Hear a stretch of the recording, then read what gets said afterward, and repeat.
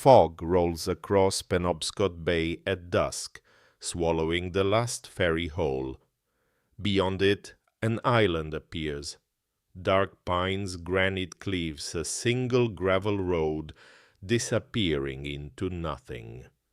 At the end of that road, a house leans against the wind, paint stripped to bare wood, windows cracked by salt, a porch sagging under its own weight, but mounted beside the front door a brass bell gleams polished bright, cared for by hands that no longer exist.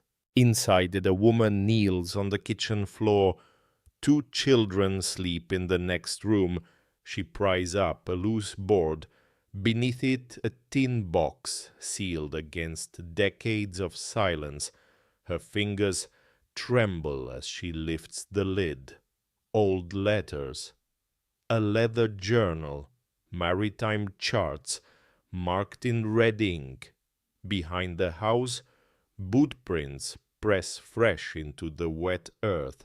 Someone has been watching, someone is watching still. The bell rings once, no wind is blowing. After the divorce, she was left with nothing but two 7-year-old twins and a house that was falling into the sea. But what she found hidden beneath the kitchen floor would unravel a secret that her own family had been burying for over 60 years. This is a story about a woman who lost everything: her marriage, her home, her sense of who she was, and how a rusted fog bell on a porch in Maine became the only voice that told her the truth when no one else would. If you enjoy stories like this one, take a moment now and subscribe to the channel. It's free, and it means you won't miss what happens next. Because what Cordelia Prescott discovered on that island changed far more than her bank account. It changed the way she understood every single year of her marriage. The pen felt heavier than it should have. Cordelia Prescott sat in a small office on the 4th floor of the Cumberland County Courthouse in Portland, Maine, staring at a document that reduced 14 years of marriage to a stack of signatures and asset divisions.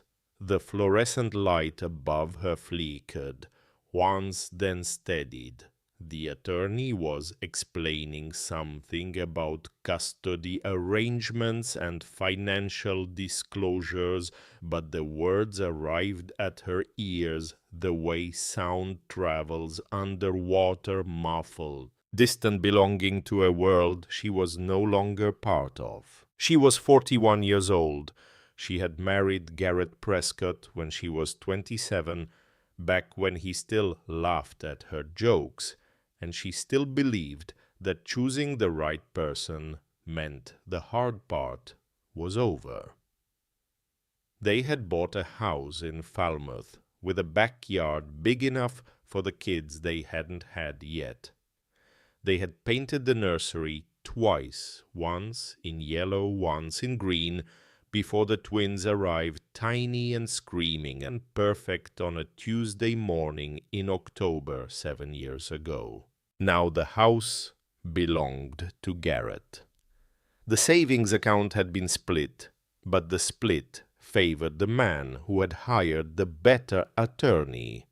The retirement fund was frozen pending further review, and the two children who had once made that yellow nursery feel like the center of the universe were sitting in the lobby downstairs with Cora's mother waiting for a woman who no longer knew what to tell them. She signed the last page, set the pen down carefully as though it might shatter.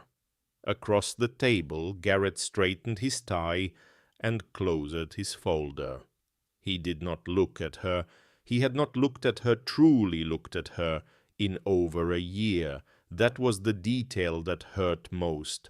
Not the arguments, not the silence that replaced them, not even the afternoon she came home early and found his suitcase already packed by the front door. It was the way he had learned to sit in the same room with her and see nothing at all. They walked out separately.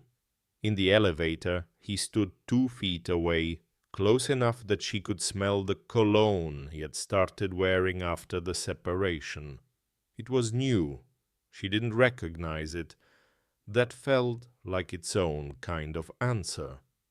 Outside the courthouse, the October air carried the faint smell of salt from Casco Bay. Garrett paused on the steps. He turned halfway toward her, his hands in his coat pockets, and spoke without quite meeting her eyes. "I hope you and the kids land on your feet." The words were not cruel. They were worse than cruel. They were the kind of thing a stranger says to another stranger at a bus stop. Cora watched him walk to his car, the car that had been hers until 6 weeks ago, and drive away without looking back. She stood on those courthouse steps for a long time. Then she went inside, collected Hazel and Graham from the lobby, buckled them into the back seat of her mother's borrowed sedan, and pulled out of the parking garage. Graham asked where they were going. Hazel said nothing. Hazel rarely said anything anymore, but she watched everything with those large, careful eyes, and Cora sometimes suspected that the quieter twin understood more about what was happening than anyone in the family. "We're going to Grandma's for a little while," Cora said, "just until we figure out our next adventure." Graham accepted this immediately. He was 7 years old and still young enough to believe that the word adventure meant something good was coming. Hazel looked out the window and traced a circle on the glass with her fingertip. She did not ask any questions. She did not need to. The weeks that followed were the worst of Cora's life. She moved into a 1-bedroom apartment in South Portland with a lease she could barely afford. The twins shared a pull-out sofa in the living room. Every morning she woke up to the sound of Graham asking what was for breakfast and the sight of Hazel sitting cross-legged on the floor drawing in a sketchbook that was running out of pages. The drawings were mostly the same house's doors, windows, as though the girl were trying to build something on paper that the real world kept taking away. The money dwindled faster than Cora had expected. 14 years as a school librarian had not prepared her for the arithmetic of single motherhood, rent, groceries, gas, the copay for Graham's ear infection, new shoes for Hazel because children's feet do not stop growing simply because their parents' marriage has ended. Every expense required a calculation, and every calculation ended the same way with a number that was smaller than the one before it. She applied for 3 jobs in 2 weeks. One never responded. One said they would call back and didn't. The third offered part-time hours at $11 less per hour than she had been making. She took it anyway because the alternative was not an alternative at all. On a Thursday evening in early November, she sat at the kitchen table after the twins had fallen asleep and opened her laptop to check the bank balance. The number on the screen was $2,847.16. She stared at it for a long time.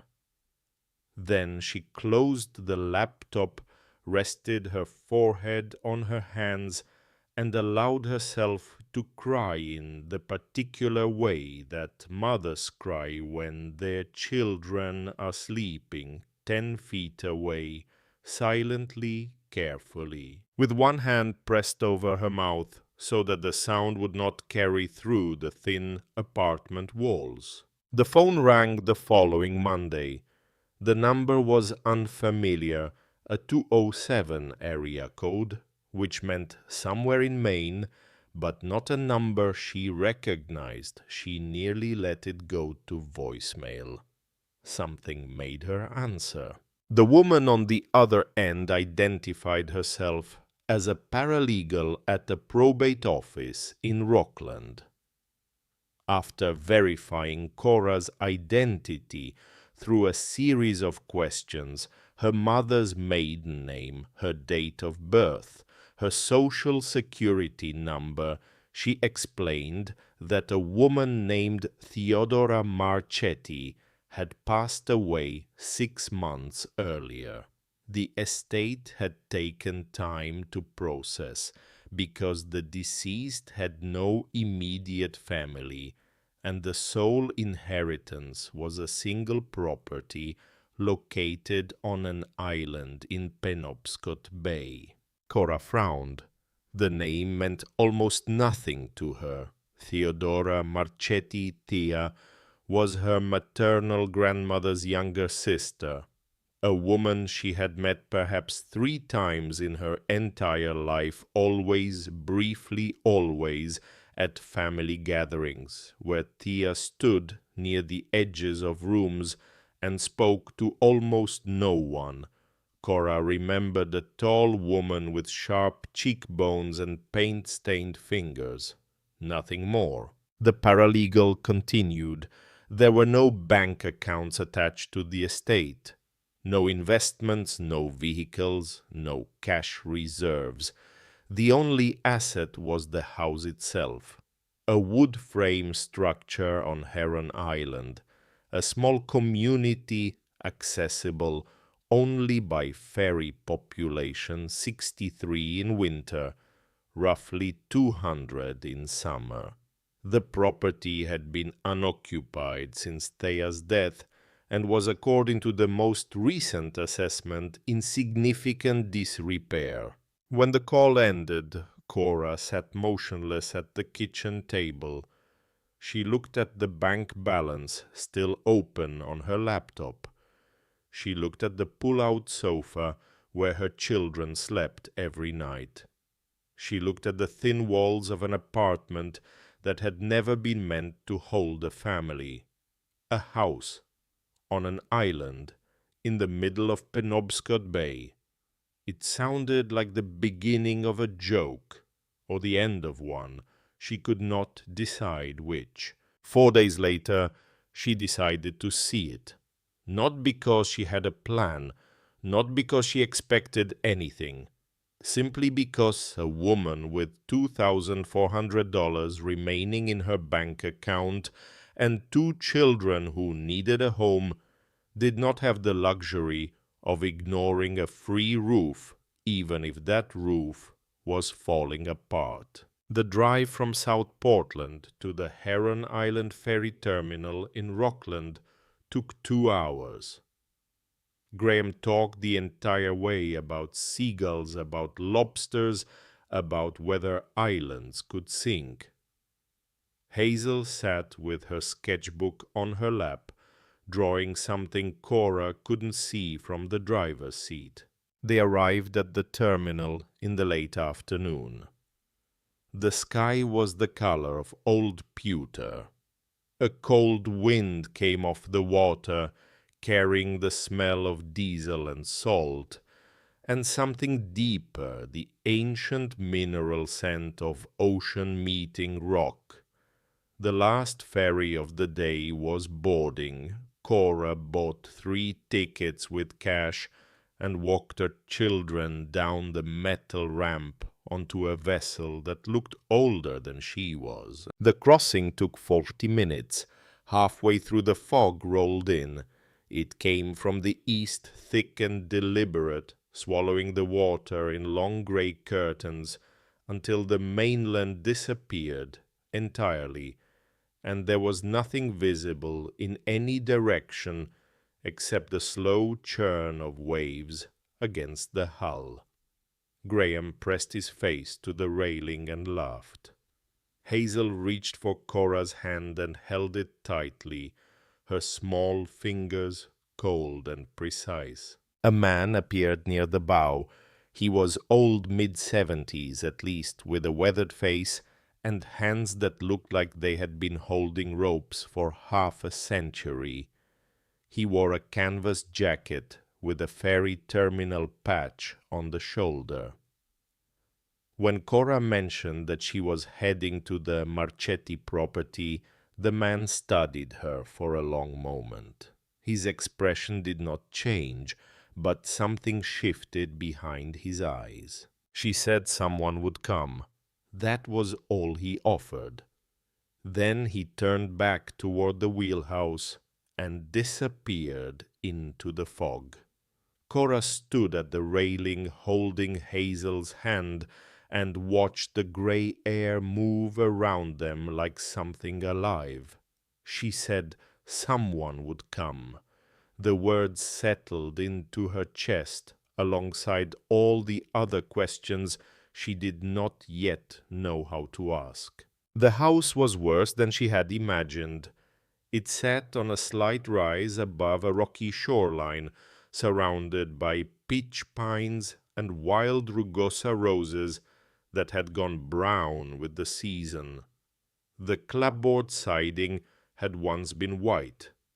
Now it was the color of damp ash, peeling in long strips that curled away from the wood like skin from a sunburn. 2 windows on the second floor were cracked. The front steps sagged in the middle.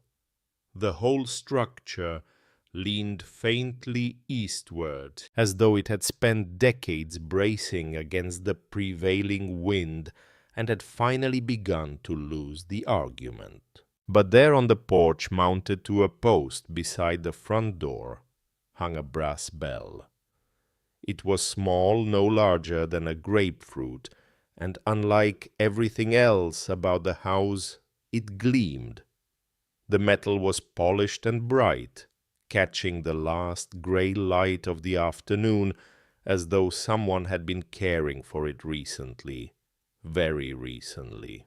Cora climbed the porch steps, carefully testing each board with her weight before committing. She touched the bell with her fingertips. The brass was cold and smooth.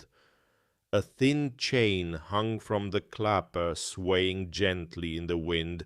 She did not ring it.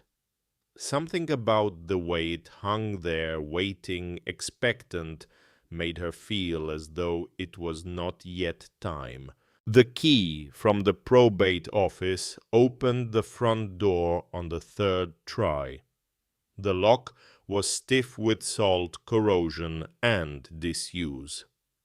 When the door finally swung inward, a breath of cold air pushed outward from the interior, carrying the smell of dust and old wood and something faintly sweet, dried lavender maybe, or the ghost of whatever soap Theodora Marchetti had used in her final years. The inside was a museum of abandonment, furniture draped in yellowed sheets, a kitchen with a cast-iron stove and a porcelain sink stained brown by decades of mineral-heavy well water, stairs that creaked under the slightest pressure, cobwebs strung between door frames like the rigging of a ship that would never sail again.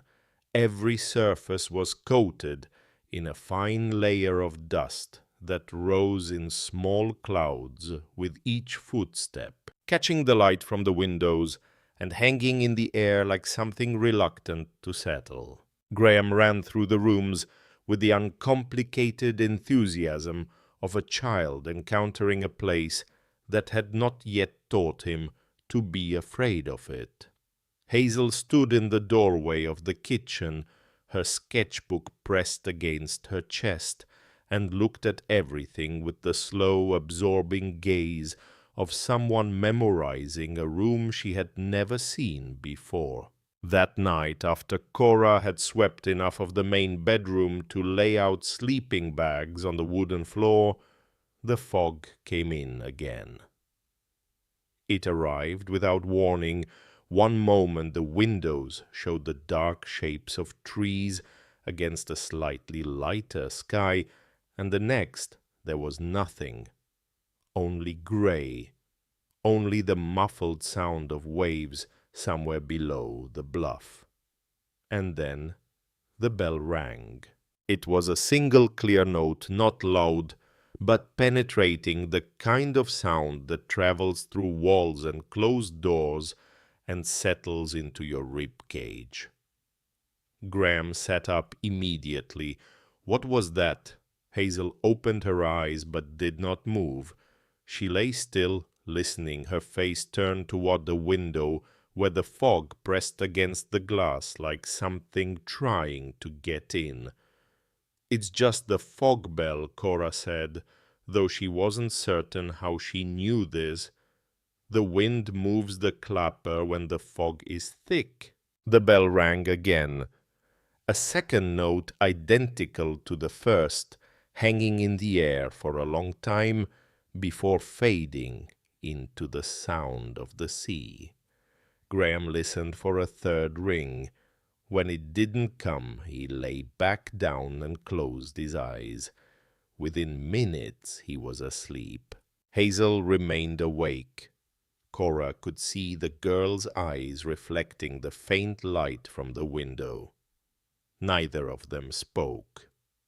The bell did not ring again that night, but its absence felt almost louder than its presence, as though the silence that followed it was a different kind of silence than the one that had come before. The next morning Cora walked down to the village. She needed groceries, cleaning supplies, and information in roughly that order. The walk took 20 minutes along a gravel road that wound through stands of spruce and bayberry before opening onto a small harbor lined with weathered shingled buildings. A general store occupied the largest structure near the dock. A post office, a church with a white steeple, and a building marked Island Historical Society completed the commercial district of Heron Island. She entered the general store.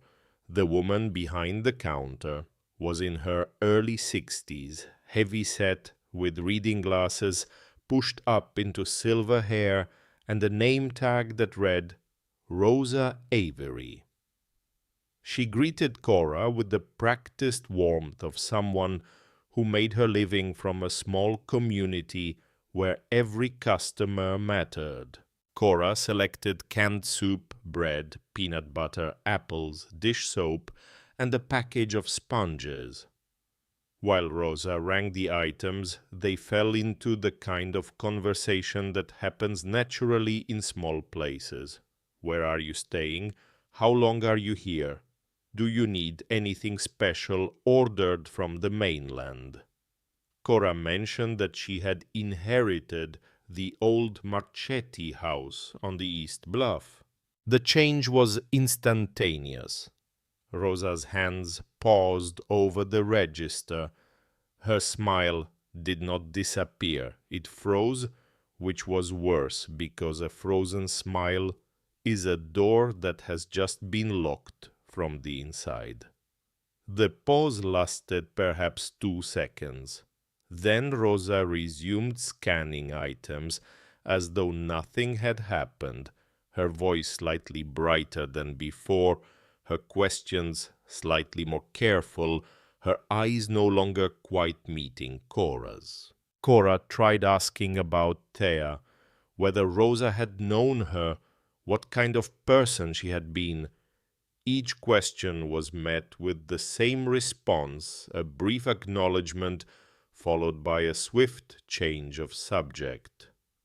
Yes, everyone knew Thea. She was a private woman.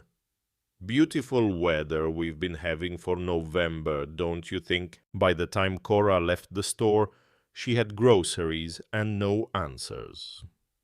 But she had something else, the unmistakable knowledge that the name Marchetti carried weight on this island, and that weight made people want to set it down as quickly as possible. The pattern repeated throughout the morning. At the post office, the clerk became suddenly busy when Cora mentioned Thea's name. At the church, a woman arranging flowers in the vestibule smiled politely and excused herself. Two men sitting on a bench near the harbor stopped talking when Cora walked past, then resumed their conversation only after she was well out of earshot. Graham, however, had no such difficulties. While Cora navigated the careful silences of adults, her son discovered the uncomplicated democracy of childhood. Within an hour of arriving in the village, he had found 3 other children near the harbor and joined them in throwing rocks at a piece of driftwood floating 20 yards offshore. By lunchtime, he had been invited to see someone's father's lobster traps. By afternoon, he was reporting fragments of overheard conversation with the cheerful indiscretion of a 7-year-old who did not understand what he was carrying. "Mom, did you know that the old lady in our house used to walk around the island at night? Tommy's mom says she was kind of weird. And his dad said something about papers, but I don't know what kind of papers." Like homework, Cora listened carefully to every fragment. Each one was a thread. She did not yet know what they were woven into. 3 days after arriving on the island, Cora began cleaning the kitchen in earnest. The work was exhausting decades of accumulated grime on surfaces that had not been touched since Thea's death. She scrubbed the counter, swept behind the stove, pulled the ancient refrigerator away from the wall to clean beneath it. The physical labor helped. It gave her body something to do, while her mind continued to circle the same questions. It was mid-morning when she noticed the floor. She was on her knees, scrubbing the baseboards near the pantry, when she felt a slight give beneath her weight. One of the floorboards was not level with the others.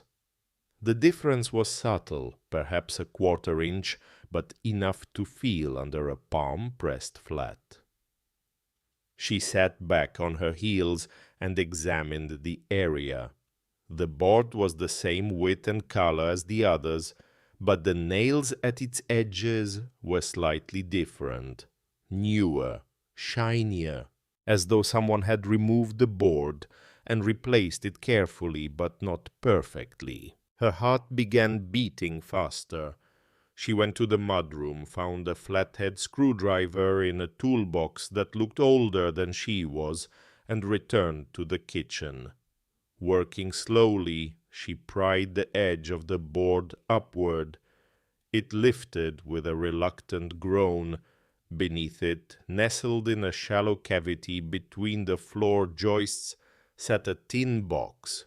It was rectangular, roughly the size of a loaf of bread, and sealed with a rubber gasket that had kept the interior dry despite the damp salt air that corroded everything else in the house. Cora lifted the box out with both hands. It was heavier than she expected. She set it on the kitchen table, wiped the dust from its surface, and opened the lid. Inside, wrapped in a piece of oilcloth, she found 3 things: The first was a leather-bound journal, its pages dense with handwriting in dark blue ink. The second was a collection of maritime charts, nautical maps of Penobscot Bay and the surrounding islands, folded and refolded so many times that the creases had become soft as fabric. On these charts, someone had drawn small red circles around specific parcels of land. The third was a bundle of envelopes, at least a dozen, bound together with a piece of twine that had turned brittle with age. Cora opened the journal first. The handwriting was small, precise, and slanted slightly to the right. On the first page, in letters larger than the rest, was a name, Theodora Marchetti. Below it, a date nearly 40 years earlier. She began to read. The early entries describe daily life on the island, weather tides, the seasonal migration of birds, the names of boats in the harbor. But within the first 20 pages, the tone shifted. Thea began writing about property, about the Marchetti family's history on Heron Island, about fishing rides, dock access, waterfront parcels, and lobster territories that had once belonged to her grandparents and their grandparents before them. She wrote about these things with the specificity of someone who had spent years gathering evidence, dates, deed numbers, names of witnesses, and notarized documents that should have existed but didn't. According to the journal, the Marchetti family had once been one of the largest landholders on Heron Island. 3 generations earlier, they had owned the main commercial wharf, 4 waterfront lots, exclusive lobster fishing rights to the eastern shoals, and a cold storage building that served as the island's primary processing facility. By the time Thea began writing, all of it was gone. Transferred, sold, reassigned, always through processes that lacked complete documentation, always to the same network of families, always during the same narrow window of years in the late 1950s and early 1960s. Cora read for hours. The children played in the yard, Graham building something with sticks, Hazel sitting on the porch steps, drawing the fog bell again and again, her pencil moving in slow, deliberate circles, as though she were trying to capture not just the shape of the thing, but the sound it made. That evening, after the twins were asleep, Cora returned to the journal. She sat at the kitchen table with a single lamp burning and read until the words began to blur. In entry after entry, Thea described a pattern of dispossession so methodical that it could not have been accidental. Someone or several someones had systematically stripped the Marchetti family of everything they owned on this island, and they had done it so carefully, so patiently, that by the time anyone noticed, there was nothing left to fight for. On a page near the middle of the journal, Cora found a sentence that made her stop breathing. Thea had written, "The records were not lost. They were taken, and the people who took them are still here." The fog bell rang. A single note, clear and sharp in the November darkness, cutting through the sound of wind and surf, as though the brass itself were speaking. Cora looked toward the window. The fog had returned, pressing against the glass, and somewhere on the porch the bell swayed gently on its chain, filling the silence with a sound that felt less like a warning and more like an invitation. The following morning, Cora woke early. Something had changed during the night, not in the house, not in the weather, but inside her. The desperation that had defined every day since the divorce was still there, coiled in her stomach like a fist, but now it shared space with something else, curiosity, and beneath the curiosity, something harder, something closer to anger. She made oatmeal for the twins, walked Graham to the harbor, where he had arranged to meet his new friends, and left Hazel drawing on the porch with strict instructions not to leave the yard. Then she returned to the journal. It was Hazel who interrupted her. The girl appeared in the kitchen doorway. Just before noon, her sketchbook clutched against her chest, her face carrying an expression that Cora had learned to take seriously, the expression Hazel wore when she had seen something she didn't understand and needed to decide whether it was important enough to break her silence. There was a man. The words came out flat and quiet, the way all of Hazel's words came out as though she were reading them from a page inside her own head. This morning, when the fog was still here, he was standing by the trees behind the house, just standing there, looking at our windows. Cora felt the blood leave her face. She knelt in front of her daughter. What did he look like? Hazel shook her head. The fog was too thick. He was just a shape, but he was there for a long time. And then the fog moved, and he was gone. Cora went outside immediately.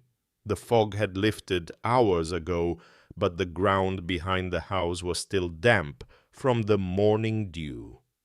She walked along the tree line, scanning the earth. Near a cluster of pitch pines, she found them boot prints, clear, recent, pressed deep into the soft ground. They led from the tree line toward the house, paused approximately 30 feet from the back wall, and then retreated the way they had come. Someone had stood there. Someone had watched. She followed the prints until they disappeared onto the gravel road that connected the east bluff to the rest of the island. There was no one in sight. The trees swayed gently. A gull called from somewhere above the fog line. Everything appeared peaceful, and everything felt wrong. That afternoon, while checking the porch before bringing the children inside for dinner, she found it. A piece of paper, folded, once tucked beneath the fog bell's chain, so that it hung against the brass like a small white flag. She pulled it free with fingers that were not quite steady. The handwriting was neat, unfamiliar. The message was 7 words long. Some stories are better left to the fog. Cora read the note 3 times. Then she looked through the window at her children, Graham arranging canned goods on the kitchen counter like a miniature shopkeeper, Hazel sitting at the table with her sketchbook, drawing the fog bell for what must have been the 20th time. 2 7-year-olds in a house that was falling apart on an island where someone watched from the trees and left anonymous warnings tucked beneath a bell that rang when no hand touched it. She could leave. She could pack the sleeping bags, catch the morning ferry, return to the apartment in South Portland, and forget about Theodora Marchetti and her journal and her stolen property and whatever truth was buried beneath 60 years of silence. That was the reasonable choice, the safe choice. She folded the note carefully and placed it inside the journal. Then she locked the front door, checked every window on the ground floor, and sat down at the kitchen table where the tin box and its contents waited for her like a conversation that had been paused mid-sentence. The next morning she walked to the village, past the general store and the post office and the church, to a small shingled building at the far end of the harbor. The sign above the door read, Heron Island Historical Society, open by appointment. The door was unlocked. Inside the space was modest a single room lined floor to ceiling with filing cabinets, bookshelves, and bankers' boxes stacked 3 high along every wall. The air smelled like old paper and wood polish. Maps of the island hung in mismatched frames. Nautical charts shared wall space with black and white photographs of fishermen who had been dead for decades. A man stood behind a wooden desk near the window, sorting through a stack of folders. He was in his late 50s, with salt and pepper hair, cropped short, deep lines around his eyes, and hands that were scarred and calloused in the way that belongs to people who have spent significant portions of their lives pulling things out of the ocean. He looked up when Cora entered. She explained who she was. She mentioned the house, the inheritance, the journal. She mentioned Thea's name and watched his face, carefully waiting for the same flinch she had seen in every other person on the island. It didn't come. Instead, the man set down his folders, pulled open a desk drawer, and removed a thick manila envelope that looked as though it had been waiting in that drawer for a very long time. He placed it on the desk between them. His name was Declan Morrow. He had been a commercial fisherman for 22 years before a back injury forced him ashore. For the past 15 years, he had run the Historical Society and spent most of his time researching the ownership records of every parcel of land on Heron Island. He was thorough patient and, as Cora would soon learn, quietly furious about what he had found. He opened the envelope and spread its contents across the desk. They were photocopies of the island's official land registry, a bound ledger that had been maintained by the town clerk's office since 1923. Declan pointed to a section in the middle. Pages 147 through 162. They should contain every property transfer recorded between 1958 and 1963. They're gone. Not damaged, not faded, removed. Someone took a blade to the binding and cut them out cleanly, carefully, a long time ago. And those pages, those exact pages, cover the period when every piece of Marchetti property on this island changed hands. Cora stared at the gap in the photocopied ledger. It was precise, surgical, the kind of absence that does not happen by accident. Declan looked at her across the desk. His expression was steady, neither warm nor cold, but carrying the particular weight of a man who has been waiting years for someone to walk through his door and ask the right questions. I've been pulling on this thread for 15 years.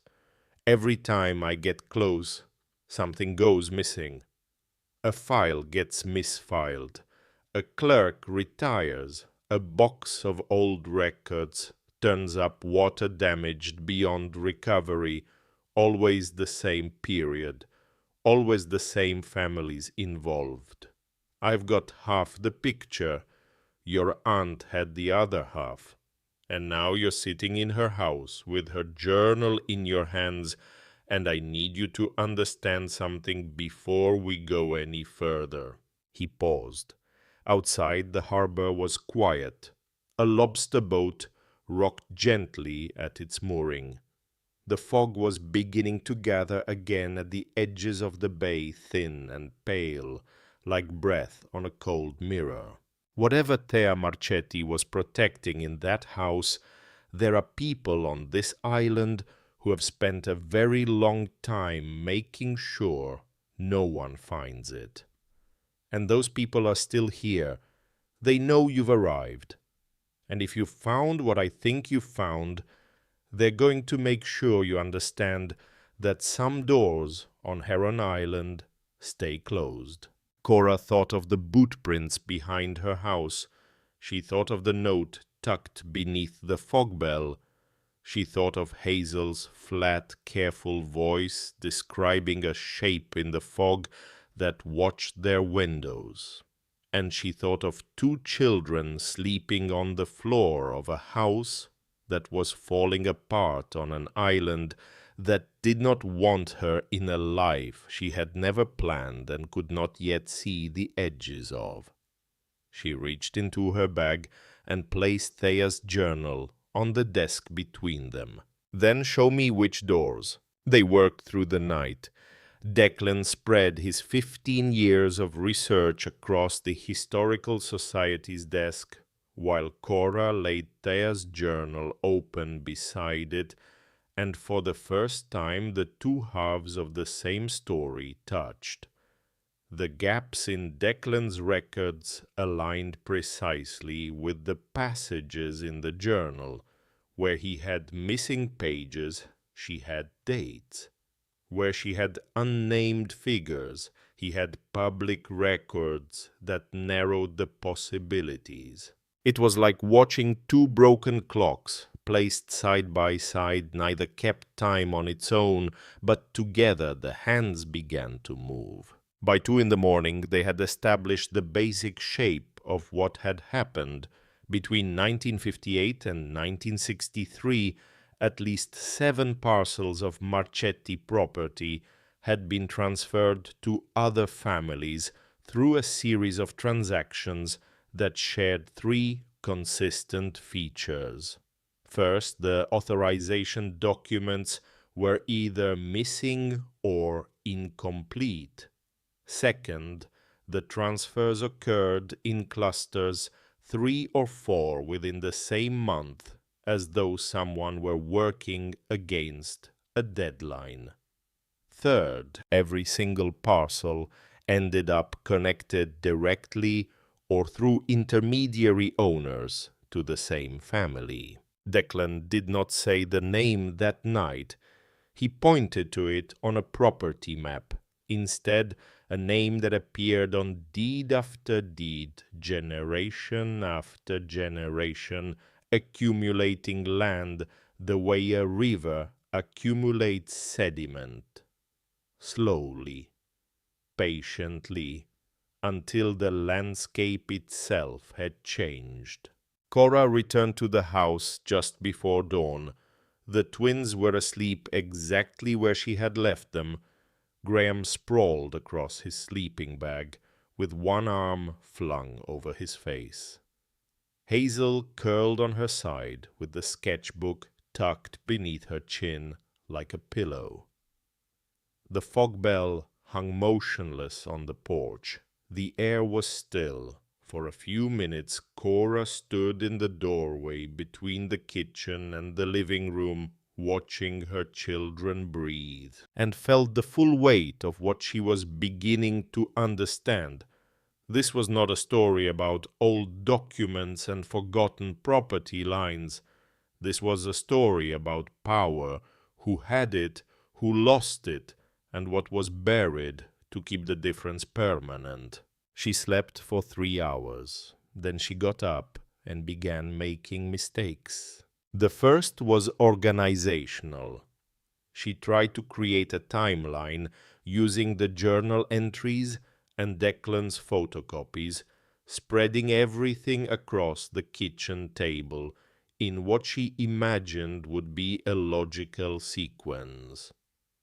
Within an hour, the table looked like the aftermath of a small explosion, pages layered on top of other pages, sticky notes attached to margins that referenced other margins. A web of connections that made perfect sense inside her head and no sense at all on the surface in front of her. When Graham wandered in and asked what she was doing, she couldn't explain it. When Hazel stood at the edge of the table and studied the mess with her quiet, absorbing gaze, the girl's expression suggested that even a 7-year-old could see that this system was not working. The second mistake was interpersonal. Armed with a list of names from the journal, Cora returned to the village and attempted direct questioning. She approached the postmaster, the woman who ran the island's small laundry service, and the retired fisherman who sat every morning on the same bench near the ferry landing. Each conversation followed the same trajectory. Polite interest, a question about the Marchetti properties, and then a door closing behind the other person's eyes. The retired fisherman was the most direct. He looked at Cora for a long time, then shook his head slowly and told her that some currents on this island run deeper than anyone who just arrived could understand. She walked home frustrated, embarrassed, and increasingly aware that enthusiasm was not a substitute for strategy. Thea had spent decades on this island building relationships, earning trust, learning which questions to ask and which to leave alone. Cora had been here less than 2 weeks and was already pushing against walls that had taken generations to build. That evening, Declan stopped by the house. He brought a box of files and a bag of apples from the mainland. When he saw the chaos on the kitchen table, he did not criticize. He simply sat down, gathered the scattered pages into a single stack, and began sorting them by date. Within 30 minutes, the timeline that Cora had struggled with all day emerged clean and legible, organized in a system that Declan had clearly been refining for years. He showed her the method, color-coded categories, cross-referenced names, a simple index on a single sheet of paper, and then left her to rebuild the rest on her own. He did not do it for her. He gave her the structure and trusted her to fill it. It was during this rebuilding 2 nights later that the community began to shift. The first sign was small. Cora came downstairs one morning to find a paper bag on the front porch. Inside were 6 blueberry muffins, still warm, wrapped in a cloth napkin. No note, no name. She looked up and down the road. Nobody was visible. The muffins were dense, sweet, studded with wild berries that could only have come from the island's interior. Graham ate 3 of them before Cora could intervene. The second sign came that afternoon.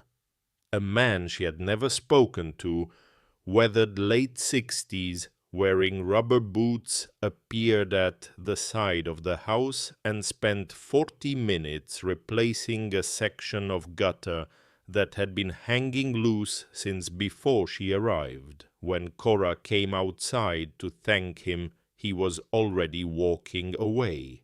He raised one hand without turning around, a gesture that could have meant "you're welcome" or "don't mention it," or simply I was in the neighborhood. And then he disappeared around the bend in the road. The third sign was the most unexpected.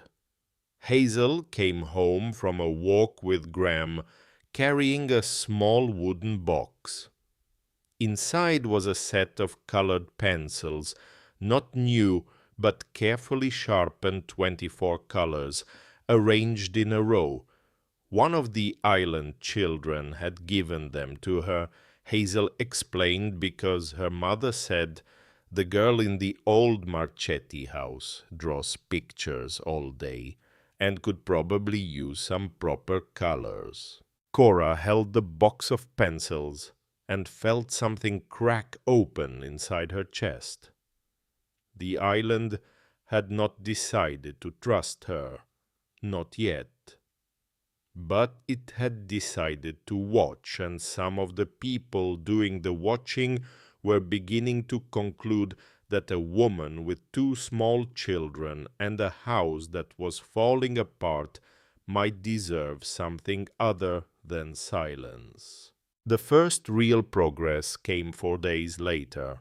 Declan had suggested that Cora focus on one specific property, transfer the simplest one with the fewest missing documents, and attempt to reconstruct the paper trail using only sources that were still publicly available.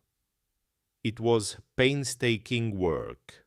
She spent hours in the Historical Society cross-referencing deed numbers with tax records, comparing signatures across documents separated by decades.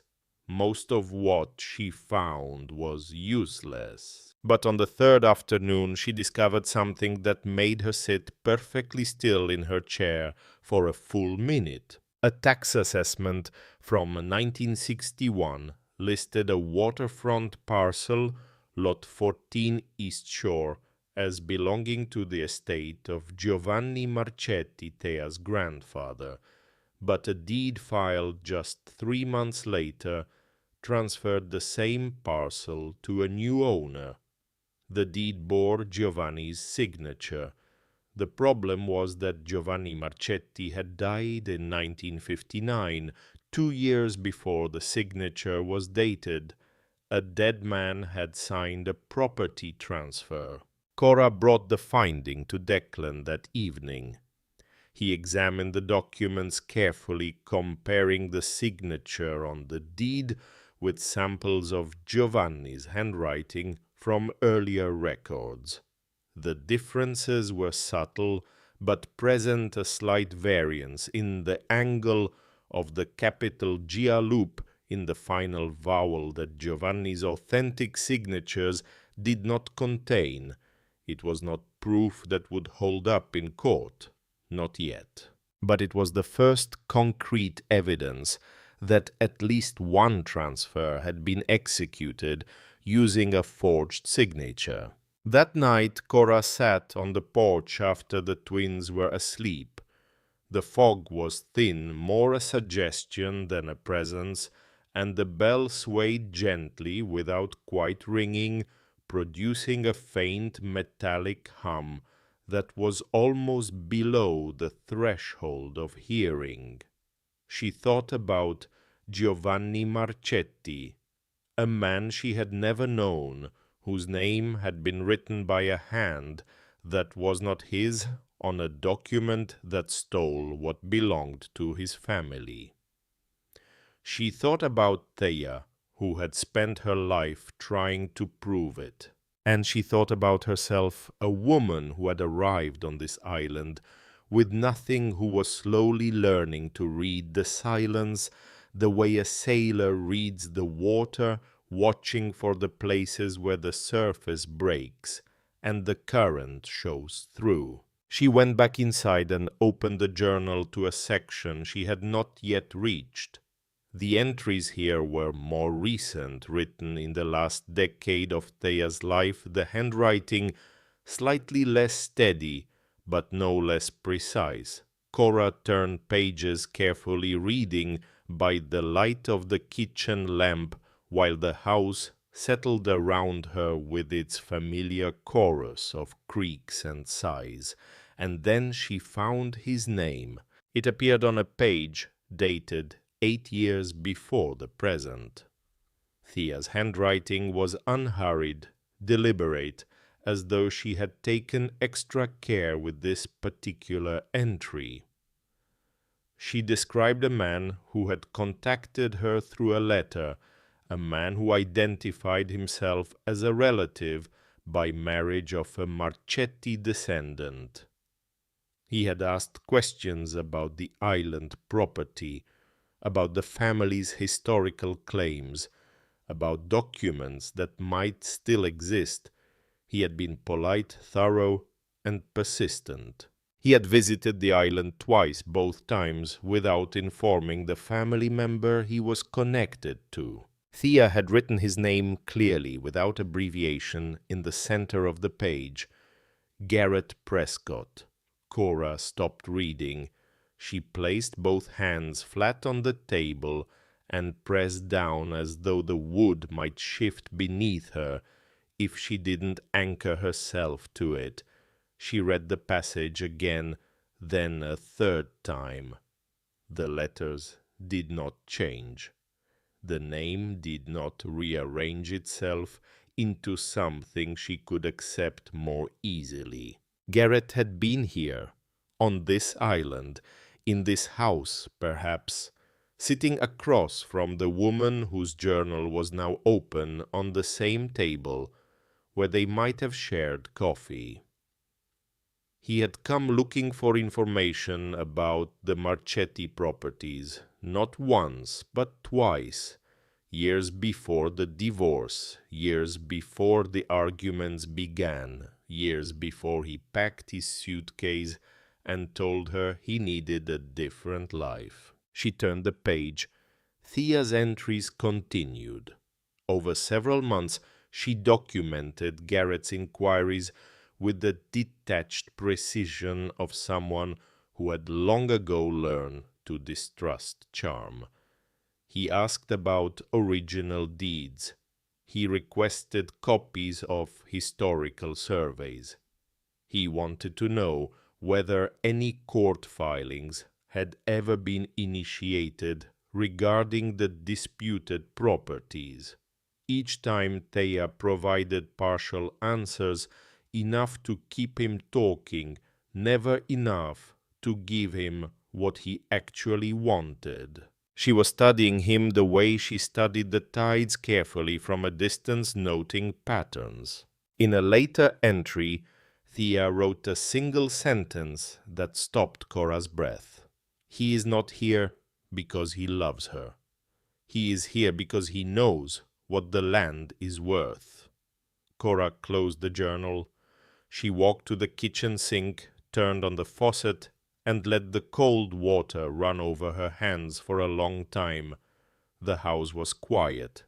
The children were sleeping. The fog bell hung motionless outside the window, a dark shape against a darker sky. She had spent over a year asking herself what had gone wrong with her marriage.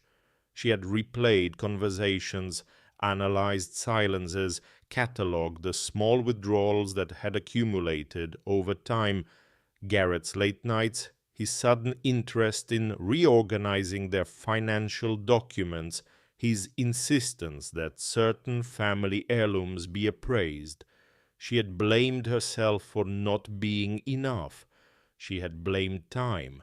She had blamed the ordinary entropy that wears down even the strongest relationships. None of that was the full truth. The full truth was that her husband had been investigating her family's stolen property for years, had been visiting an island she didn't know existed to question a woman she barely remembered, and had built a secret investigation that ran parallel to their marriage, like a hidden river running beneath a house, invisible, patient, eroding the foundation from below. She picked up her phone. It was after 11. She dialed Garrett's number anyway. He answered on the fourth ring. His voice carried the guarded confusion of a man woken by a call he was not expecting from a person he had trained himself to treat as a stranger. Cora did not ease into the conversation. She told him what she had found. She spoke Thea's name and waited. The silence on the other end lasted 7 seconds. She counted. When Garrett spoke again, his tone had changed. The sleepiness was gone, replaced by something tighter, more controlled. He told her that he had heard some rumors about old family properties, that he had been curious, that it was nothing serious. Cora asked him why he had visited the island twice without mentioning it. Another silence. Shorter this time, then a pivot. He suggested it wasn't important, that it had been years ago, that she was reading too much into things. His voice acquired the particular smoothness that she had once mistaken for calm and now recognized as strategy. He changed the subject, asked about the twins, asked about the house, each question designed to pull the conversation away from the ground she was standing on. She did not let him move her. She asked the question one more time, plainly, without accusation, without anger. "Why did you never tell me the line went dead?" He had ended the call. She stood in the kitchen, holding the phone against her chest, and listened to the house breathe around her. The answer to her question was in the silence itself. Garrett had never told her because telling her would have required him to reveal what he wanted, and what he wanted had never been her. 5 days later, she received an invitation. It arrived in a cream-colored envelope, hand-delivered by a boy of about 12, who biked up the gravel road to the house, placed the envelope on the porch railing, and pedaled away without a word. Inside was a single card printed on heavy stock. Alderman Cabot Finch requested the pleasure of Cordelia Prescott's company for tea at his residence Finch Point at 3 o'clock the following afternoon. Declan advised against going. He sat across from her at the Historical Society desk and said the words carefully, without drama, the way a man who has lived on an island his entire adult life warns someone about a particular stretch of coastline, not because the water looks dangerous, but because he has seen what it does to people who don't take it seriously. Cora went anyway. She needed to see the man whose family name appeared on the other side of every missing deed and altered record. She needed to understand what she was facing. Finch Point occupied the southwestern tip of the island, the only stretch of shoreline protected from the open Atlantic, the only place where the land sloped gently toward the water instead of dropping away in granite cliffs.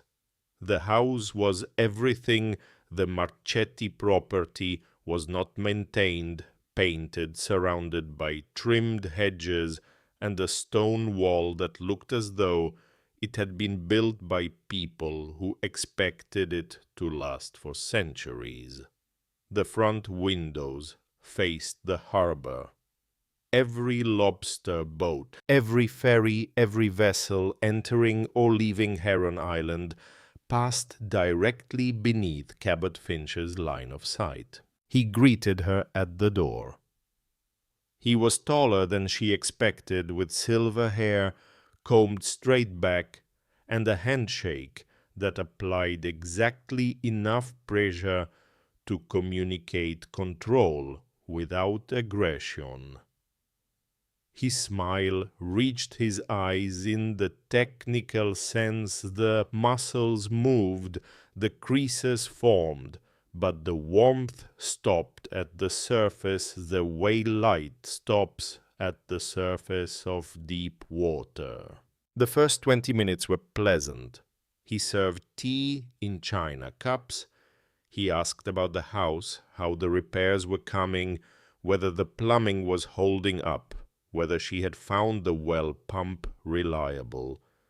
He commented on the beauty of the East Bluff in winter. He mentioned the island's artist colony heritage, the quality of the light, the way the fog created what he called a natural privacy that attracted a certain kind of person. Then, without changing his tone, without shifting his posture, he mentioned the children. Hazel and Graham must be adjusting well. I've heard Graham has made quite an impression on the other children down at the harbor.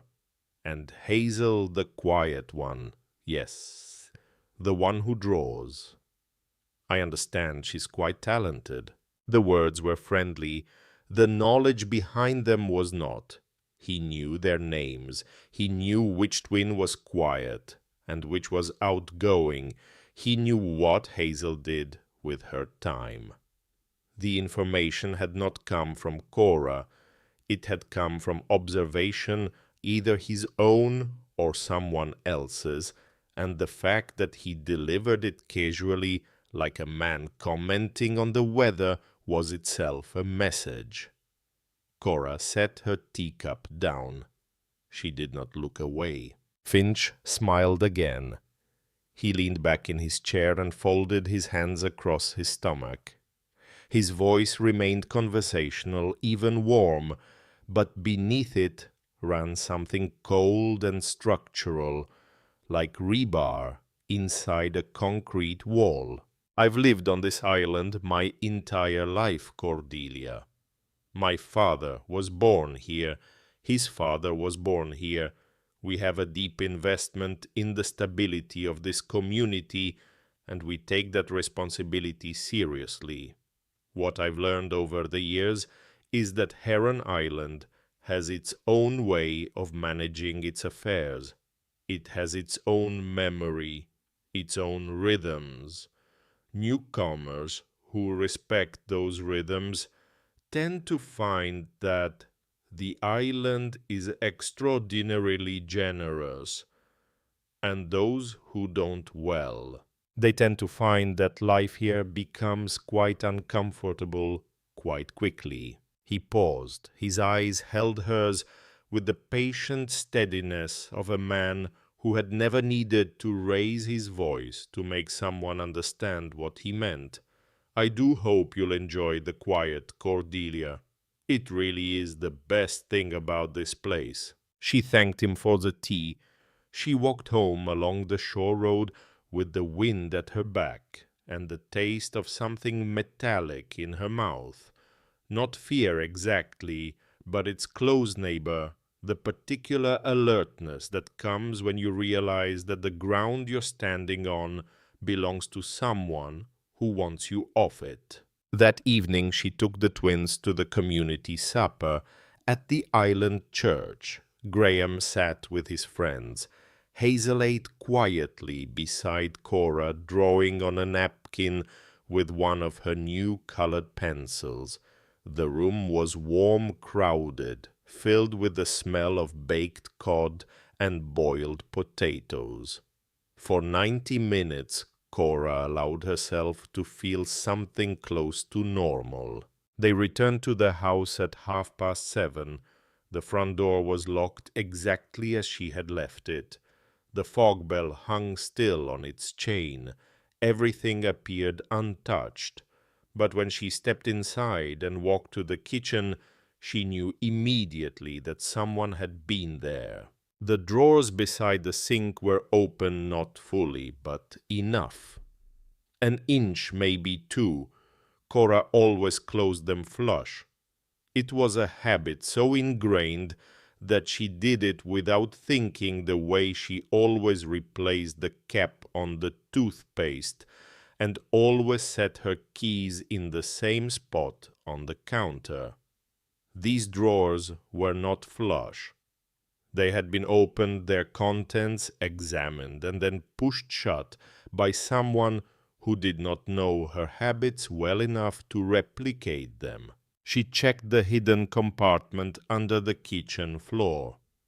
The tin box was gone, but only because she had moved it 3 days earlier, storing the original documents in a waterproof bag inside the church's community closet, a location Declan had suggested precisely because no one would think to look there.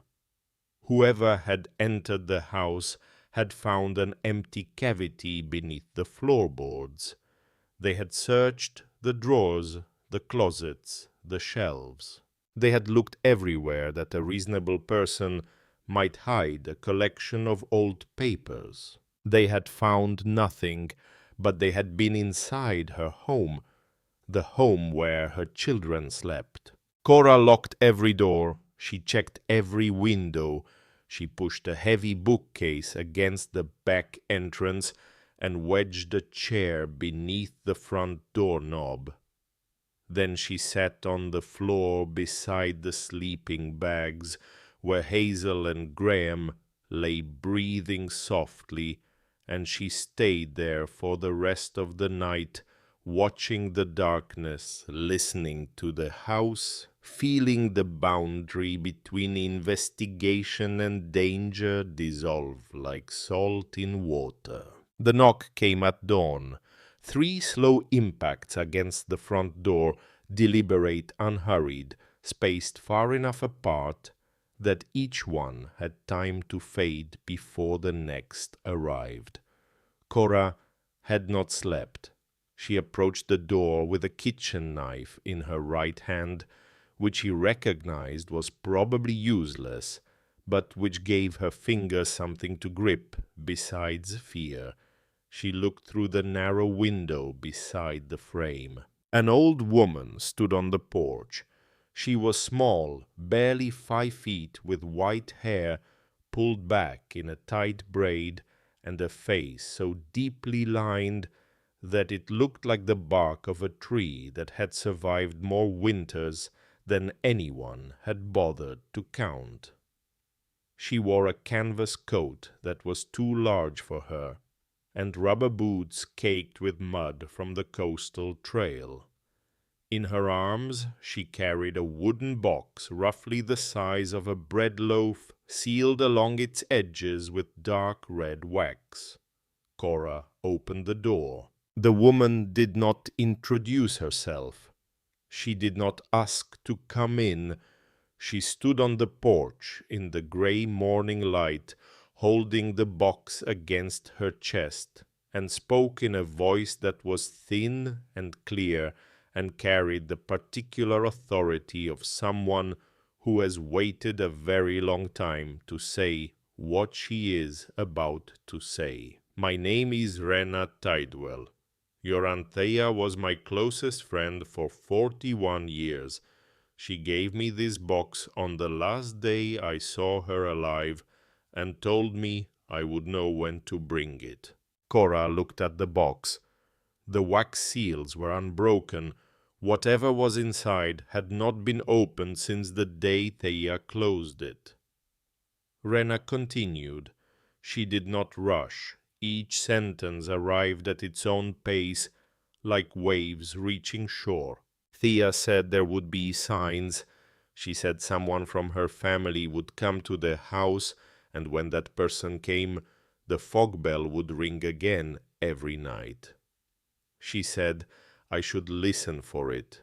If the bell stayed silent, the wrong person had come, and I should keep the box hidden. If the bell rang, if it rang every time the fog rolled in, the way it used to when Thea was alive, then the right person had arrived, and it was time. She paused. Her eyes moved to the brass bell hanging from its post beside the door.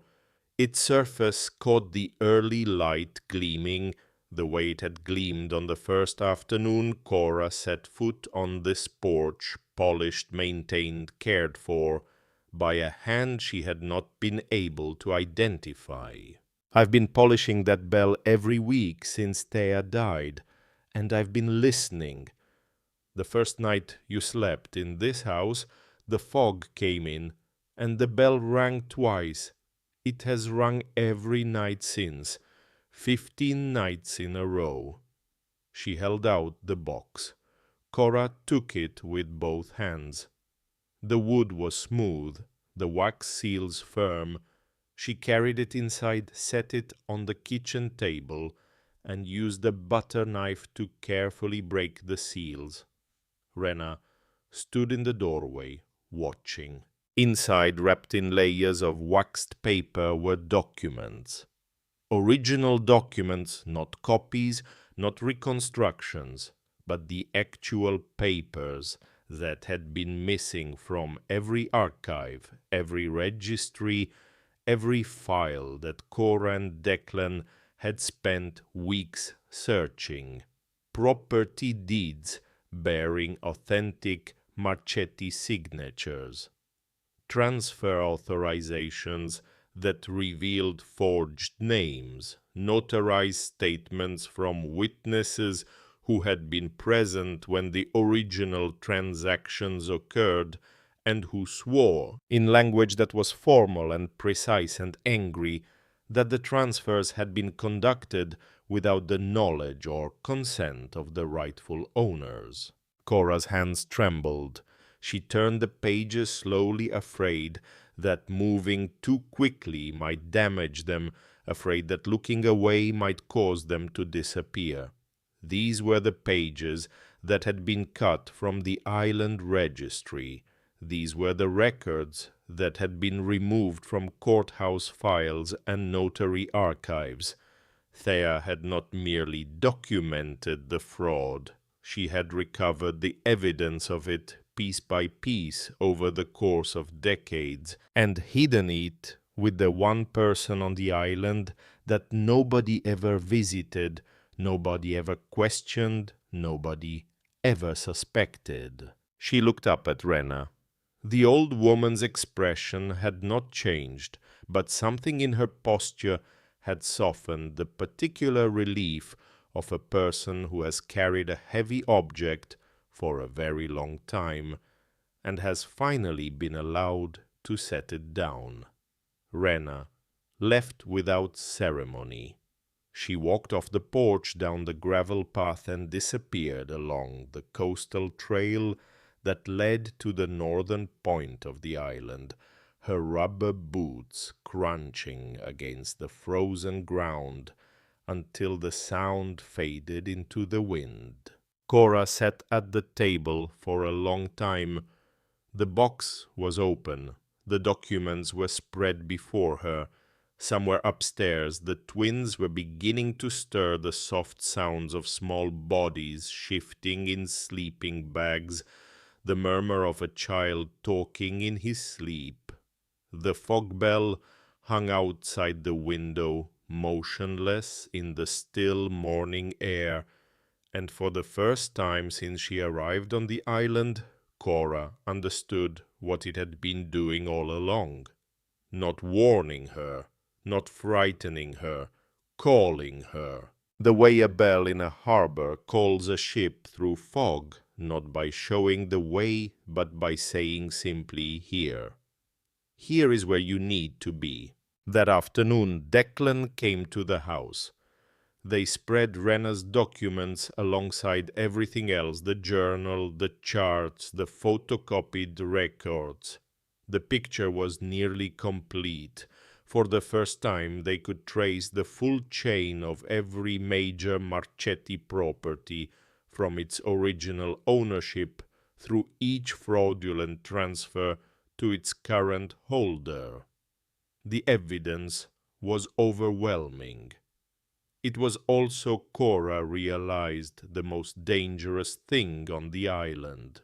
It was Hazel who provided the final piece, though she did not know it. Declan was reviewing the documents at the kitchen table when his eyes drifted to the stack of drawings that Hazel kept on the counter near the window. The girl drew constantly the house, the shoreline, the harbor, the porch. But mostly she drew the fog bell. Dozens of versions, different angles, different times of day, different weather. It was the kind of obsessive repetition that might have concerned a parent, but Cora had come to understand it as Hazel's way of processing a world that had changed too quickly by drawing the one object that never moved, never left, never stopped being exactly what it was. Declan picked up the stack and began flipping through it.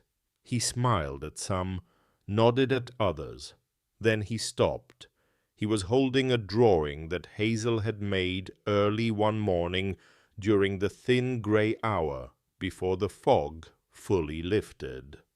The bell occupied the center of the page, rendered with the careful precision that characterized all of Hazel's work. But behind it, on the bluff that rose above the back of the house, Hazel had drawn a figure. It was small, it occupied perhaps 2 square inches of the page, but the details were unmistakable. A tall man standing at the edge of the cliff looking down toward the house. He wore a long coat and a hat with a distinctive brim, the kind of hat that only one person on the island wore, a gray felt fedora that Cora had seen exactly once. On the head of the man who had served her tea in china cups and spoken her children's names with the easy familiarity of someone who had been collecting information about them for weeks. Declan set the drawing down on the table. He did not speak immediately. When he did, his voice was quieter than Cora had ever heard it. "Your daughter drew this." Cora picked up the page. She looked at the small figure on the bluff, the coat, the hat, the posture of a man watching a house that contained 2 sleeping children and a woman who was getting closer to the truth every day. The figure was rendered with the same patient accuracy that Hazel brought to everything she drew. The girl had seen what she had seen, and she had recorded it the way she recorded everything, faithfully, silently, without understanding the weight of what her pencil had captured. Cora held the drawing and felt 2 things at once, so close together they were almost the same thing. The first was fear, a cold physical sensation that started in her stomach and spread outward through her chest and arms and into her fingertips. Cabot Finch had been standing above her house, looking down at her windows, watching her children. Not through a proxy, not through the anonymous warnings and the searched drawers and the veiled threats delivered over tea. Personally, patiently. The way a man watches something he intends to control. The second feeling was older and deeper and far more dangerous than fear.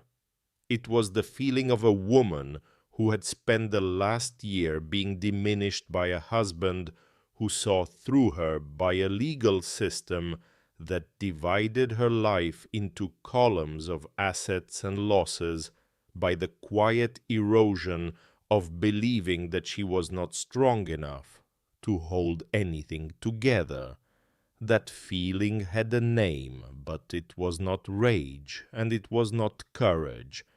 It was something between the two, something that lives in the place where a person stops retreating and turns to face whatever is coming, not because she is unafraid, but because she has finally run out of room to back up. She set Hazel's drawing on the table beside the documents, beside the journal, beside the maritime charts and the forged signatures, and the 60 years of evidence that had been waiting inside a wax-sealed box for someone brave enough or desperate enough to open it. The fog bell rang once. A single clear note that traveled through the walls of the house and settled into the silence like a stone dropped into still water.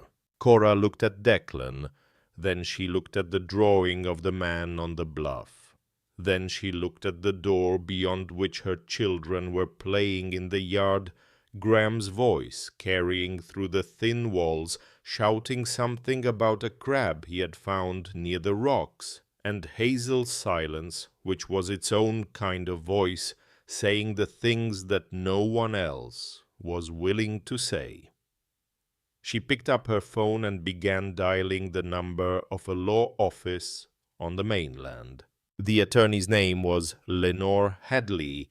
She operated a small practice in Camden, specializing in property disputes and land title litigation, and she answered Cora's call on a Sunday evening because Declan Morrow had left her a voicemail 3 hours earlier that contained 2 sentences.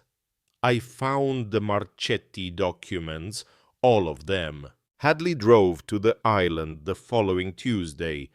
She spent 6 hours at the kitchen table, reviewing every document from Rena's box, every page of Thea's journal, every cross-referenced record that Cora and Declan had assembled over the preceding weeks.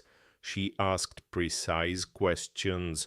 She made no promises.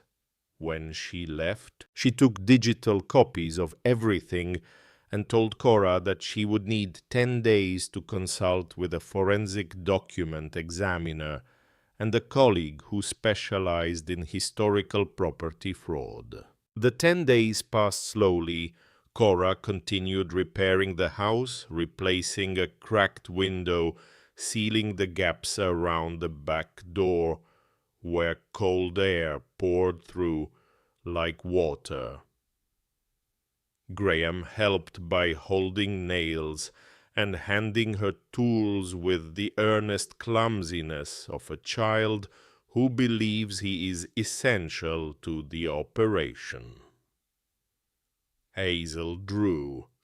She had moved past the fog bell now and was sketching other things: the harbor, the church steeple, the faces of islanders she had begun to recognize.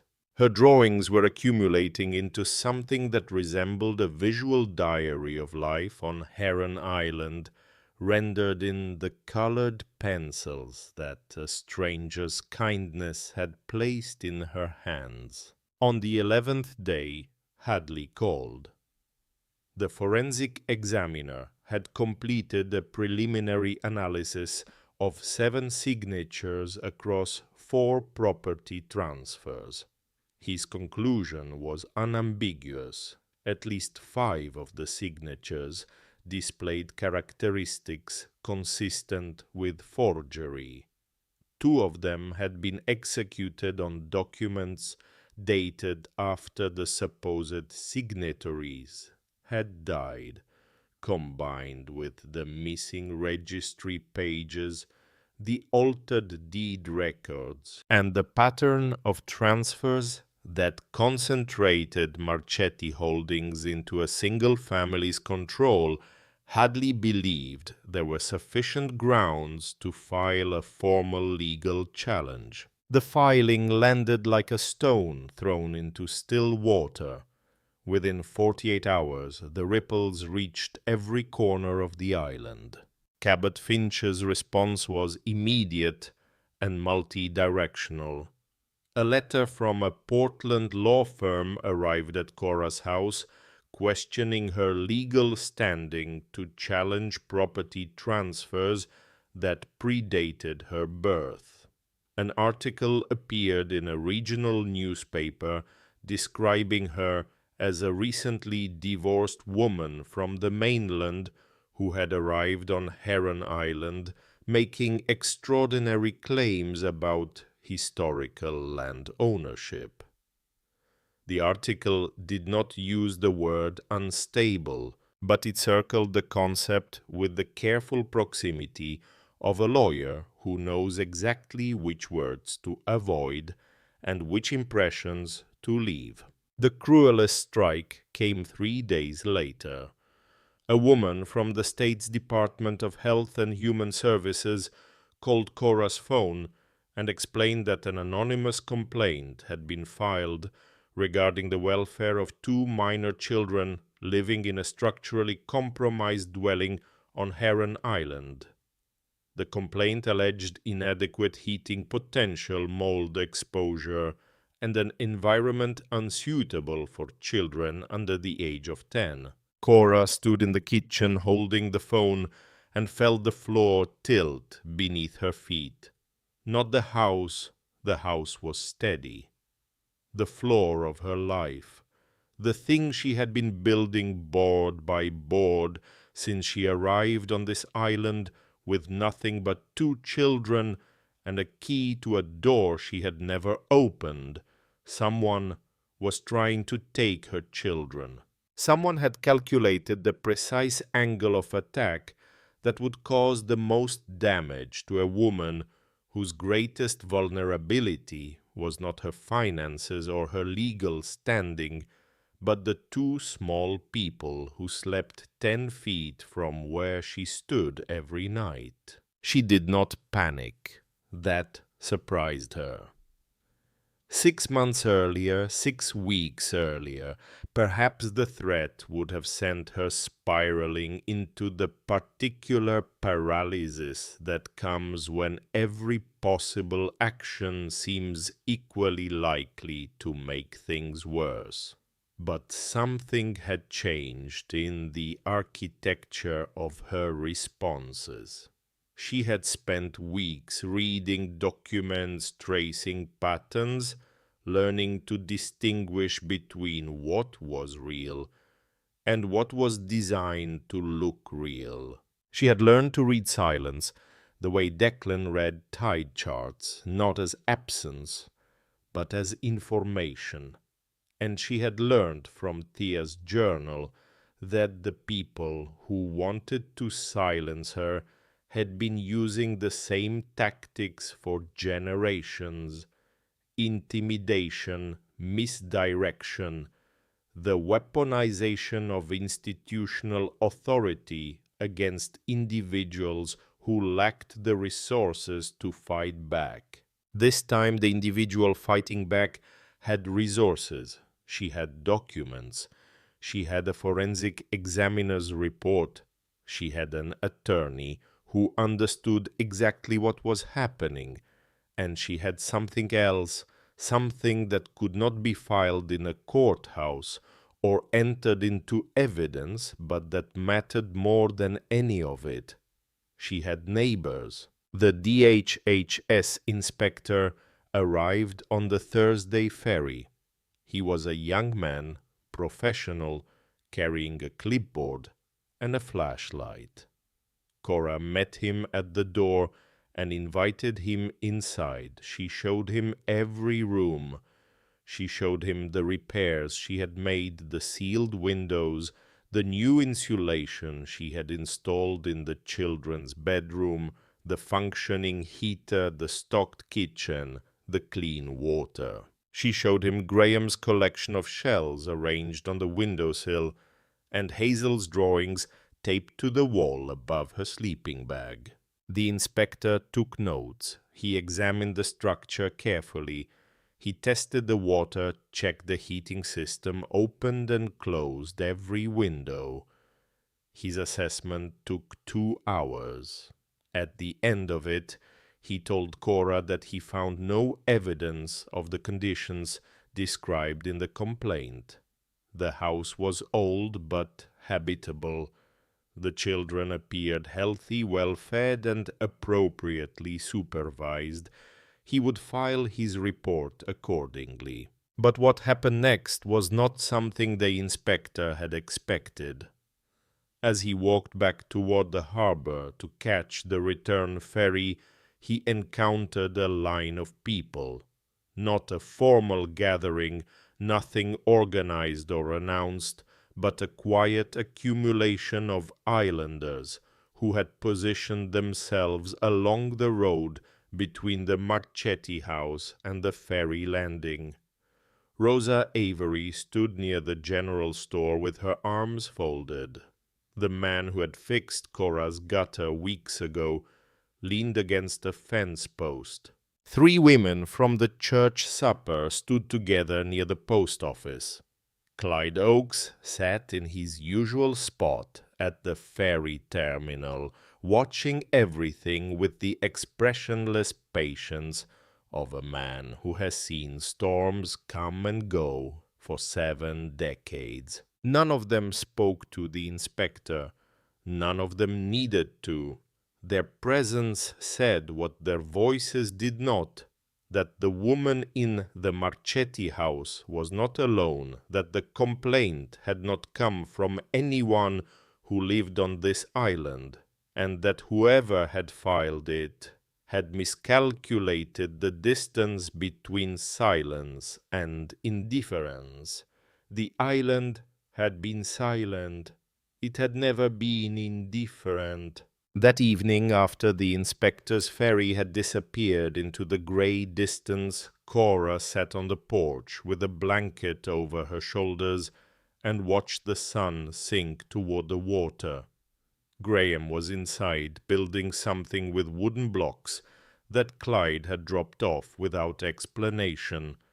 Hazel was beside her, drawing the harbor in the last of the afternoon light.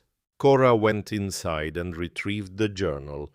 She had read it 3 times by now, front to back, then back to front, then in the order suggested by the dates and cross-references that Thea had embedded throughout the text. Each reading revealed something new, but tonight she was not looking for evidence. She was looking for Thea. She opened the journal near the end, where the entries grew shorter and the handwriting showed the tremor of age. She turned pages slowly, reading passages she had skimmed before, personal reflections, memories of seasons, descriptions of the way the light changed on the water in October.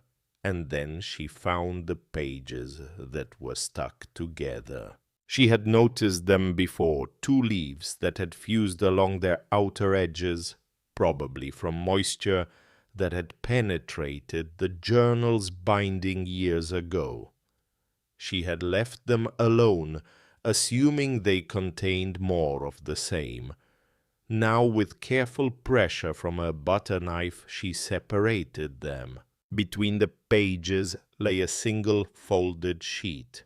The paper was different from the rest of the journal, heavier cream-colored, the kind of stationery that a person uses when the words they are writing matter more than usual.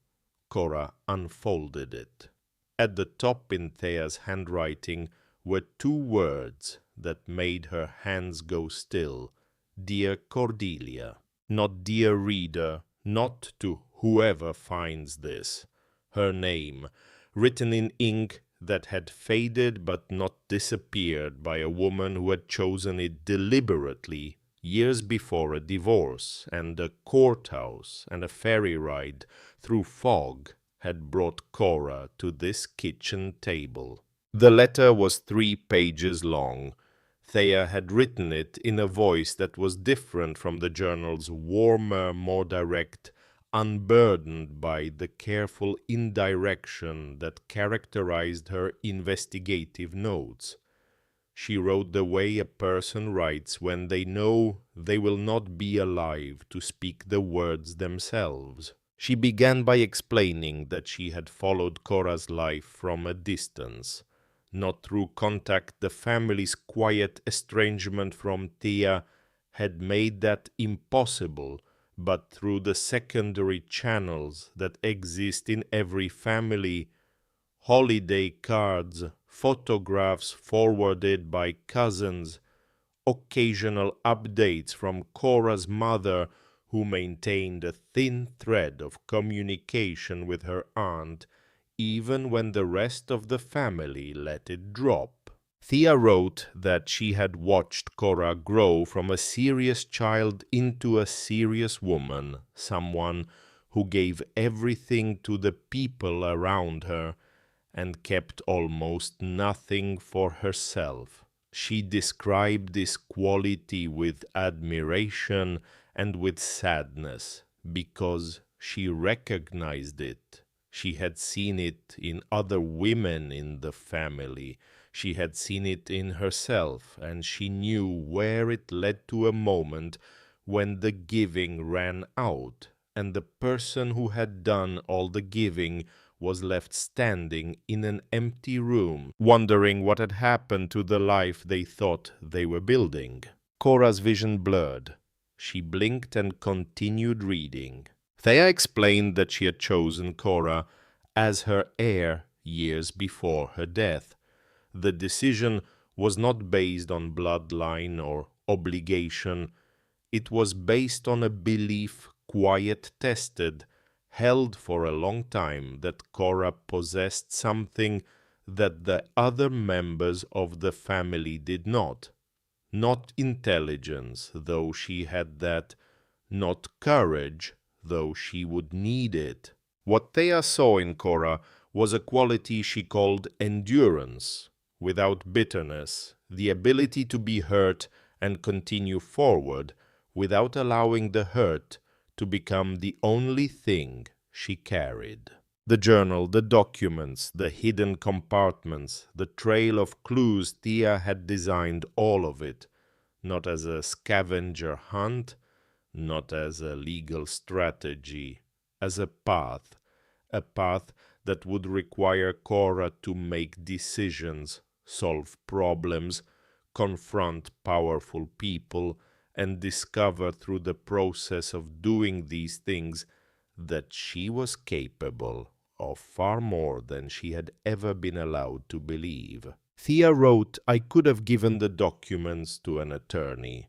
I could have filed the claims myself. I tried once 30 years ago. I hired a lawyer from Bangor and filed a challenge against Cabot Finch's father over the Eastern Shore parcels. Within 2 months, I received threats against my family. Within 4, the lawyer withdrew from the case. Within 6, every person on this island who had been willing to testify went silent. I learned something that year that I have never forgotten. The truth does not set you free. The truth is a seed. It needs the right soil, the right season, and the right hands to plant it. I spent 30 years waiting for those hands." Cora set the letter down. She pressed her palms flat against the table and breathed. The kitchen was quiet. Through the window, she could see the last copper light of sunset touching the surface of the bay. The fog bell hung in its place on the porch, dark against the darkening sky, waiting for the weather to give it a reason to speak. She picked up the letter again. The final paragraph was brief. Thea had written, "You will wonder why I didn't warn you about Garrett. The answer is simple. If I had told you what he was looking for, you would have confronted him, and the confrontation would have happened before you were ready, before you had the documents, the allies, the strength. You needed to arrive at the truth on your own terms, in your own time, standing on ground that belonged to you. That is why I left you the house, not because it was valuable, because it was yours. The first thing that was entirely, completely yours." Cora folded the letter and held it against her chest. She sat in the kitchen of a house that had been falling apart when she arrived, and was now slowly becoming something else, not restored, not yet, but held together by the same combination of stubbornness and care that Thea had practiced for half a century. She listened to her children breathing in the next room. She listened to the wind moving through the pitch pines outside. She listened to the silence that filled the spaces between sounds, and for the first time since the day she signed her divorce papers in a fluorescent-lit office in Portland, she did not hear emptiness in that silence. She heard room, space to stand, ground to build on. The legal proceedings took 4 months. Hadley filed challenges against 11 property transfers spanning 3 decades. The forensic evidence was entered into the record alongside Thea's journal, the recovered registry pages and sworn statements from Brenna Tidwell Clyde Oakes and 6 other island residents who came forward with testimony that their families had passed down for generations. Teresa Bowen, a 73-year-old woman from the mainland, whose father had worked as a clerk in the Penobscot County Recorder's Office during the 1960s, provided a deposition describing conversations she had overheard as a child. Conversations about documents being removed from files at the request of a man whose family name she still remembered clearly. Finch's attorneys fought every motion. They challenged the authenticity of the documents, the standing of the plaintiff, the jurisdiction of the court, and the relevance of testimony based on childhood memories. They filed delays and requested extensions and submitted briefs that were dense with precedent and thin on substance. But the evidence was too complete, too consistent, too corroborated by independent sources to be dismissed.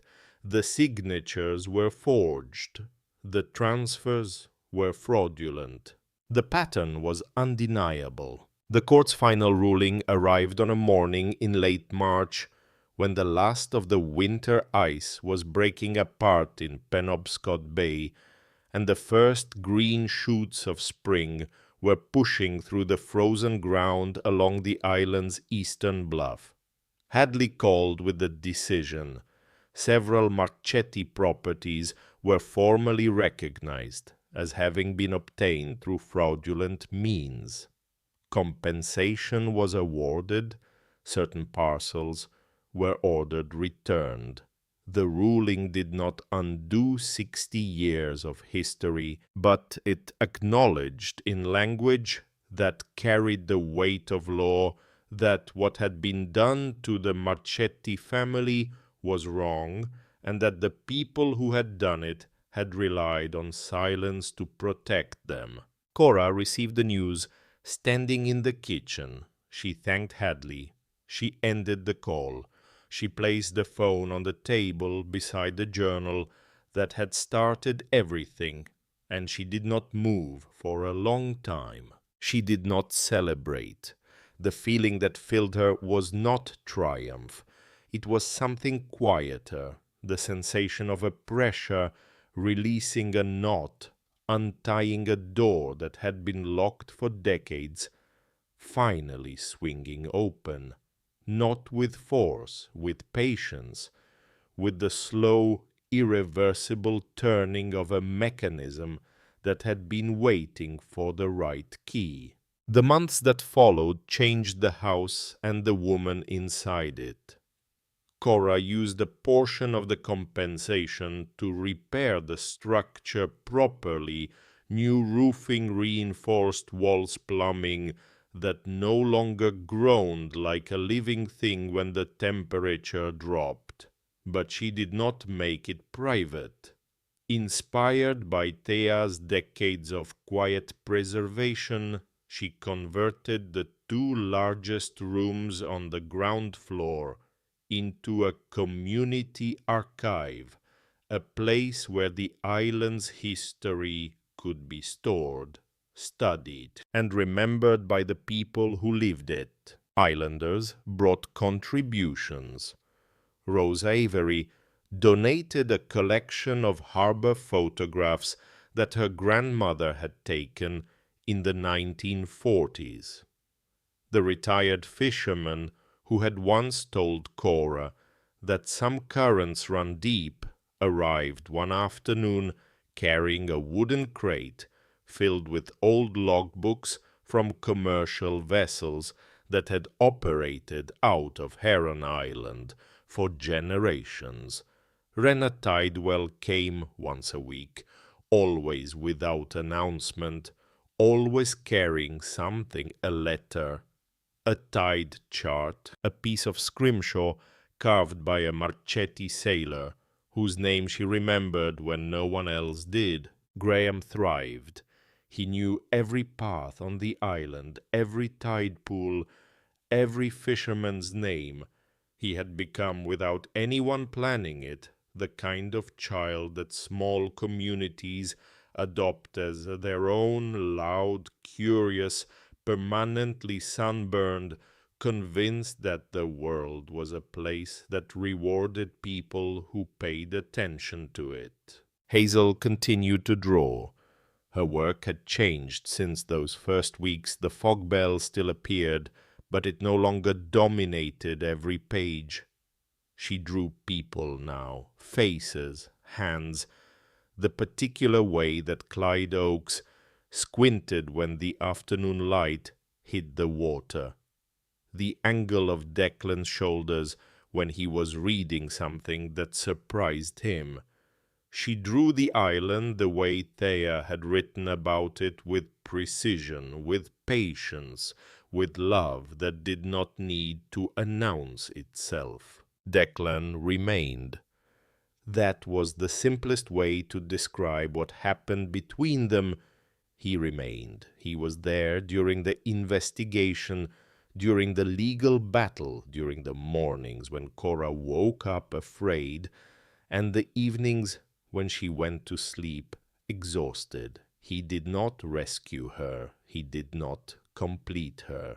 He stood beside her the way a person stands beside someone they respect, close enough to help, far enough to let her find her own footing.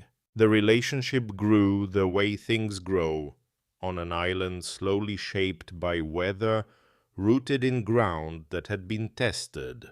On an evening in late September, almost a year after she had first stepped off the ferry with two frightened children and a key to a house she had never seen, Cora sat on the porch. The house was behind her, warm lit, filled with the sound of Graham arguing with Declan about whether seals were smarter than dogs. The bay stretched out before her silver and rose in the fading light. The air smelled of salt and bayberry and the first cold edge of autumn arriving from the north. Hazel came through the front door carrying her sketchbook. She sat on the top step beside her mother and opened to a page near the back. She had drawn the fog bell one more time, but this version was different from all the others. In every previous drawing, the bell hung still, waiting, a silent object, defined by its potential to speak. In this one, Hazel had drawn lines radiating outward from the clapper, the visual language of sound. The bell was ringing. The girl studied her own drawing for a moment. Then she stood, walked to the post where the brass bell hung in the last of the daylight, and reached up with one hand. She was barely tall enough. Her fingers closed around the chain, and she pulled. The bell rang. a single clear note that traveled outward from the porch across the yard, over the bluff, through the pitch pines, and down toward the water, where it mixed with the sound of waves touching rock and the distant call of a gull turning in the wind. The note hung in the air for a long time, longer than physics should have allowed, as though the island itself were holding its breath to let the sound finish. Graham's voice came from inside the house. "What was that for?" Hazel released the chain. She did not answer her brother's question. She did not need to. The bell had not rung because there was fog. There was no fog that evening. The sky was clear from horizon to horizon, the kind of sky that makes you believe you can see all the way to the edge of the world. Hazel had rung it because the bell had become something else. It was no longer a warning, no longer a signal for ships lost in weather they could not see through. It had become the sound that meant home, the sound that said, "Here, this place, these people, this life that was built from nothing by a woman who arrived with empty hands and 2 children and the stubborn refusal to stop when every reasonable voice told her to turn back." Cora watched her daughter sit back down on the step and return to her drawing. She looked at the bell still swaying gently from Hazel's pull, catching the last light the way it had caught the light on the first afternoon she climbed these steps, a small bright thing in the middle of everything that was old and weathered and worn. Inside the house, mounted on the wall above the archive entrance, Hazel's very first drawing of the fog bell hung in a simple wooden frame. Beneath it, carved into a piece of driftwood that Declan had found on the eastern shore and sanded smooth by hand, were 7 words. "The fog always lifts. Be willing to stay." The sun touched the horizon. The water turned gold, then amber, then the deep, unrepeatable blue that exists for only a few seconds at the boundary between day and night. Cora pulled the blanket tighter around her shoulders and breathed in the smell of salt and pine and the wood smoke curling from the chimney of a house that had once been falling apart and was now unmistakably standing.